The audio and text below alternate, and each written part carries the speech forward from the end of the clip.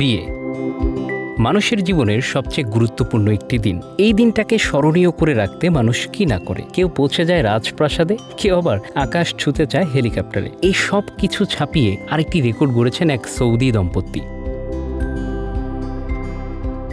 সমুদ্রের তলদেশে বিবাহ বন্ধনে আবদ্ধ হলেন এক দুঃসাহসিক জুটি, হাসান আবু আল ওলা ও ইয়াসমিন দফতারদার, যাদের ভালোবাসা পৌঁছে গেছে সমুদ্রের অতলে। এই অভিনব আয়োজনটি সম্পূর্ণ হয় সৌদি আরবের রেড সি অঞ্চলে। স্বচ্ছ নীল জলরাশির নিচে কোরাল প্রাচীরের মাঝে সৌন্দর্যের এক অন্যরকম জগতে তারা একে অপরের জীবনসঙ্গী হওয়ার শপথ নিয়েছেন। বর হাসান আবু আল ওলা তার অনুভূতি ব্যক্ত করতে গিয়ে বলেন, এটা সত্যি এক বিস্ময়কর অনুভূতি ছিল। আমরা যখন প্রস্তুত হচ্ছিলাম তখন ক্যাপ্টেন ফয়সাল ও তার দল জানালেন পানির নিচেই আমাদের বিয়ে উদযাপনের পরিকল্পনা করেছেন। সবকিছু সুন্দরভাবে হয়েছে, আর কোনো সমস্যাও হয়নি। হাসান ও ইয়াসমিন বরাবরই সমুদ্রের নিচের প্রাণী বৈচিত্র্য উপভোগ করতে ভালোবাসতেন। তাই তাদের এই বিয়ে শুধু ভালোবাসার বন্ধন নয়, এটি তাদের ভালোবাসার স্বপ্নকে পূর্ণ করেছে। আর এই স্বপ্ন পূরণে সহায়তা করেছেন সৌদি আরবের স্থানীয় ড্রাইভিং দলের সদস্যরা। দলের প্রধান ক্যাপ্টেন ফয়সাল ও তার দল পুরো আয়োজনটি সুষ্ঠুভাবে সম্পূর্ণ করেন। বিয়ের আয়োজন তো কেবলই একটি অনুষ্ঠান, তবে তার পেছনে থাকে অনেক বড় একটি স্বপ্ন। সমুদ্রের তলদেশে বিয়ের মাধ্যমে হাসান ও ইয়াসমিন শুধু নিজেদের ভালোবাসার প্রকাশই করলেন না, বরং উদ্ভাসিত করলেন তাদের জীবনের রোমাঞ্চ ও দুঃসাহসিকতার প্রতি ভালোবাসাকে।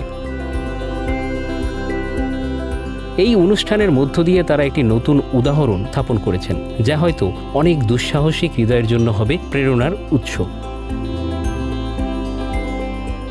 এই অভাবনীয় উদ্যোগটি সৌদি আরব জুড়ে আলোচনার জন্ম দিয়েছে।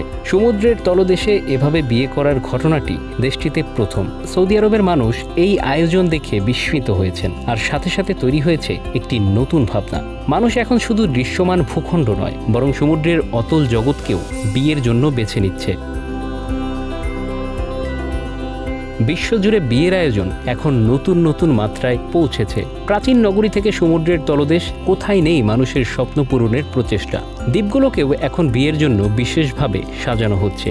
এই জুটির এই দুঃসাহসিক বিয়ে হয়তো আরও অনেক প্রেমিক হৃদয়কে রোমাঞ্চিত করবে, ভিন্ন কিছু করার স্বপ্ন দেখাবে।